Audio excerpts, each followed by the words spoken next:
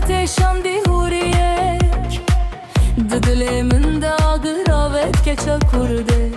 ey keça kurده ya dela çavente vek hey ver ona hidilde yekçar hemu hemenç bir dike navete her saniye dehşeminde dedilere mereci kuhati ev keça kurde yeke kudile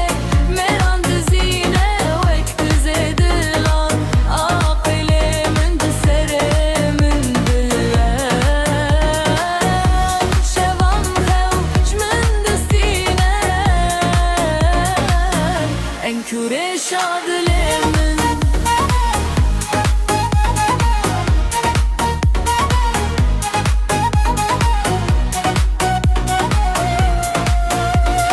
hey beden serçiyan derke hayalatı ketnaf khawnen min و ekstrana kemay dedilemin de her den beciyu birani nede Nereci kuhati ev keça kurde yeke kudile meran dizine vek dizedilan akılımız serenli de şevan hevcmen distine en küre şadilimin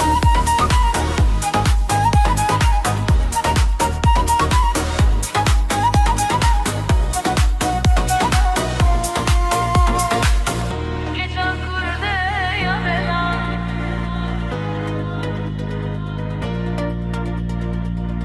en küre şadilimin Nereci kuhati ev keça kurde yeke kudile meran dizine vek dizedilan akilimin cüserimimindir